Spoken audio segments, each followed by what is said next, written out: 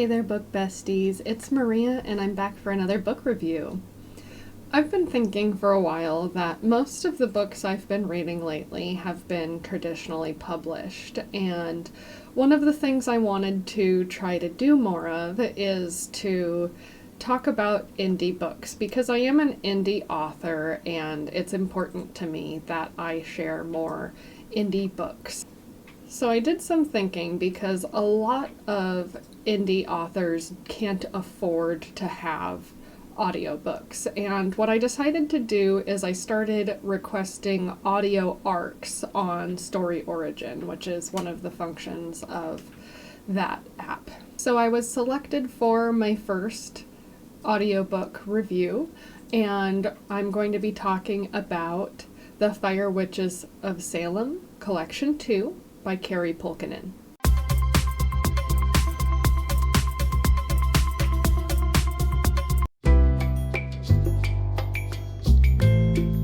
If you've been following this channel for a while, you already know that I'm primarily an audiobook reader. I don't read hardly any physical books. I have a goal this year of reading 2 physical books, and I've barely touched the one that's literally sitting on my nightstand right now. This year I've read something like 25 or more books, and all of them have been audiobooks.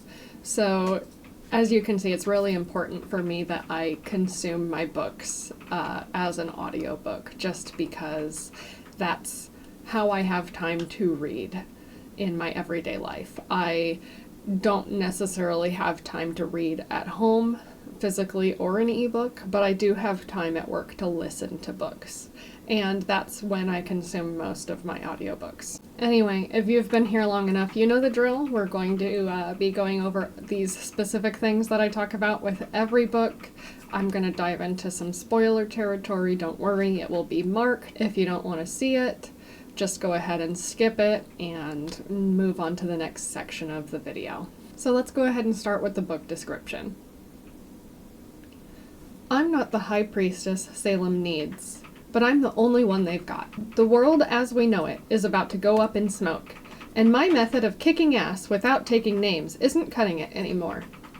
I need cunning and wit, and a demon named Mayhem if I'm going to stand a chance at saving my sister and, well, the world. I'm trying to keep my distance. I don't have the time or the desire to snuggle up with a demon prince, but according to literally everyone else, the universe has another idea. Me, fated to a demon? Not a chance. But Mayhem is buying into this soulmate business, moving in and trying to put down roots in my life. For every crack he makes in the wall around my heart, I slap on some mortar and add another brick. The problem? The closer he gets, the more I want to let it all crumble. Because when it comes to saving the world, maybe letting a demon love me is the only way I'll win. So let's talk about the audience for this book.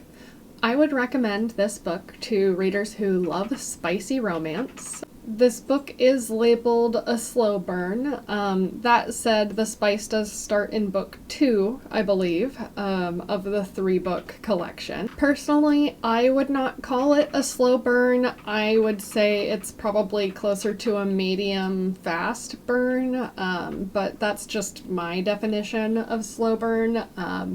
In the usual slow burns I read, the characters don't get together until like Act 3, and they definitely, they have some play back and forth, but I feel like they're more together by the midpoint rather than towards the end. I would also recommend this book to anybody who really loves snarky characters and fast-paced action. This book is just littered with it. It's got a lot of funny moments, some great references, and it's very, very fast-paced. And finally, I would recommend this book to anyone who loves just like tropey urban fantasy. That's kind of what I would call this book. It's one of those classic urban fantasies with lots of characterization and high action, and it's just a fun little romp. You're not going to get a whole lot of cozy moments. There are some slower paced moments, but it's just a high action urban fantasy is what I would call it. So let's go over my thoughts on a couple of different things. First of all, the setting. We are in Salem, Massachusetts, so, the home of, witchcraft in the United States. And honestly, I do have a little bit of a critique here, and it did affect my rating overall to the story.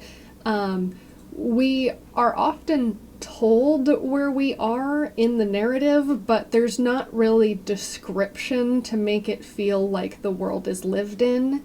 While I know I'm in Salem, Massachusetts, and in an ancillary location in New York at some point, I don't feel like I know where we're living in. Like, I really could have done with a little bit more description of the setting here. These books focus mainly on two characters. We have Ember and Mayhem, obviously the namesake of the collection.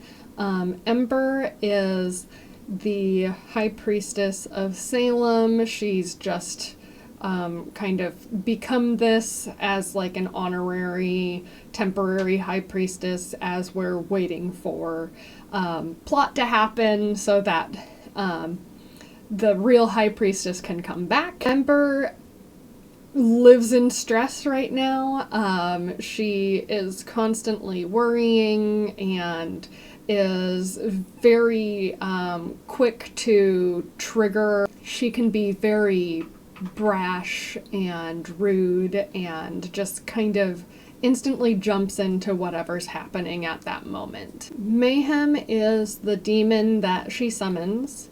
He is new to the human world. I mean, he's been here before, but he hasn't been here in this century, so some things he just doesn't understand. And so throughout the beginning of the story, they're trying to catch him up on culture references and all sorts of different things that we wouldn't think about in our day-to-day, but it's confusing to him. I really like his character. Although he is a demon and has quite the violent streak, he is a little bit more deliberate, and although he often considers violence, I feel like he's a little bit slower to act. All in all, these characters, I don't feel like they're two halves of the same coin. I feel like they're the same half of the same coin. It's definitely not an opposites attract romance. It's one where the characters are very same, and so it causes friction until it doesn't anymore. One of the main themes in this book is fate, trying to control it, needing to accept it, and there's just lots of back and forth with this, and I really enjoyed that interplay throughout the book. Okay, you know the drill. If you do not want to see spoilers for this book, go ahead and check the description so you know where to skip to, and I'm going to start talking about the spoilers now, so get out of here. Are they gone? So, first of all, I think that it's important to know that this is collection 2 of a series, and I would highly recommend that anybody who hasn't read collection 1, you need to go do that before you read this, because even though this is a very self-contained trilogy, you're going to be missing out on a lot of context. So I would highly recommend reading collection 1 before reading collection 2. I did not do that, and I felt like I had missed quite a lot, and I'm probably going to go back and read collection 1 to make up for that. If you've been following me for a while, you know that I have a tendency towards fantasy with a little bit of a more sedate pace and a darker, little bit of a tinge to it. I would definitely say that with all of the action in this book, it tends towards being darker. There's lots of fights, lots of side character death or side character injury, and it does tend towards being a little bit on the darker side. But it is definitely super fast-paced. The characters don't get a lot of room to breathe. There's only like a small handful of moments where they get to have a slow moment together. And the side characters, the main characters, they very rarely get a chance to just actually rest and think about what's happening. And part of that is the timeline of the book. We have to have everything done and handled before Halloween. Sorry, it feels really weird to call it Halloween, but they were calling it Halloween throughout the book and not Samhain. So I'm trying to use the vernacular from the book. So personally for me, I would have liked to see the book slowed down a little bit. I feel like we would have gotten a little bit more and better world building and characterization, but I do understand that this is kind of what is expected of the type of urban fantasy that this book is. I found a couple things in the book a little bit odd. I felt like they were just a little bit too much, and I think that if you had removed them from the book, it wouldn't have changed the story at all. I think it would have been the same. It just kind of lengthened the story quite a bit, and not necessarily, it wasn't necessarily needed. There were two moments. One, they're getting clothes to do a heist, and they're trying to blend in with kind of like an upper crust society moment, and they end up getting in a fight with like a demon, like son of Balor or something. I'm sure I said that wrong.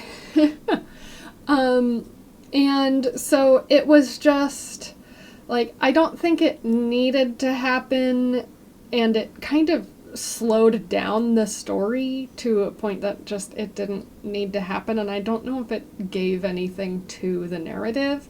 And another thing is that they had a griffin come from hell and enter the real world, and that also, it became this big huge plot point where the griffin is going to lay an egg or have a baby or whatever, but also the griffin ate the amulet that they need to cast the spell to save her sister, and it's just, it's a little bit too much. I mean, the rest of the moment there was already chaotic enough, and now we're waiting for this griffin to have a bowel movement in order to move the story forward, and it felt really unnecessary, and the story, it didn't feel like it added to the story. I mean,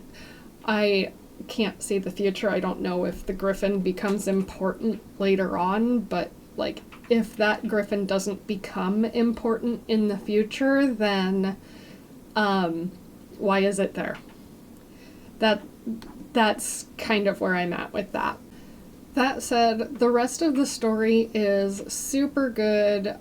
Even though I hadn't read the first collection getting into this, the author does a really good job of catching you up and keeping you up to speed on what had happened, and it doesn't feel like a whole lot was lost in that translation between trilogies. So it's actually a really good thing for her, because then her series has multiple entry points, and then you can go back and read those other collections and understand what happened more. The main character has a little sister that is with her throughout the story, and I really wish that I knew more of what was happening with that little sister. I'm sure if I read that first collection, I would be a little bit more up to speed, but I really feel like this even though a lot of this story had to do with Ember, the main character, there's a lot going on with her sister that we're not really seeing until it happens. And I would love to know what's happening in the background. So I would be really interested in seeing how the author is going to enact that later on, if we're going to get like a little side book for her, or if it's just going to be one of those unreliable narrator situations where that narrator just doesn't know. And that's okay too. It's just, I'm really interested in those kind of like side character situations. I think that's all I have to say about spoilers, so let's go ahead and move on to the rating. Like I said earlier, the White Room syndrome that I felt throughout the story did affect my rating, but, you know, I'm not going to put it against the book itself, that it's very fast-paced, and it's not as a slow burn as I thought it was going to be, because those are just expectations of this genre and this sort of book. So I did give it a 4-star. If I could give it quarter stars, I would say 4.25. I did give it 4.25 on Storygraph, if you follow me there. So you'll see that rating show up when I do my monthly stats short of my reading. I'm actually, as a kind of side note, I'm really enjoying logging all of my reading and tracking everything this year, so I'm really glad that I made that my New Year's resolution, and I'm probably going to stick with it because I really enjoy it as like a practice, seeing everything I've read and tracking what I'm going to read too. I think it's fairly obvious whether or not I'm going to recommend this book, but let's go ahead and just ask that question. Yes, I do recommend this book, although I would highly recommend reading, again, that first trilogy first, because there's going to be a lot of context that you're missing without it. Anyway, thanks for watching. I'm so glad that you're here. If you have any questions or comments, pop them down below, and don't forget to like the video. The next review I'm going to be doing is for the Scholomance trilogy as a whole, and then I have another indie book that I'm going to start reading next week. So I'm super excited to share my thoughts, and I'll see you next time. Bye for now.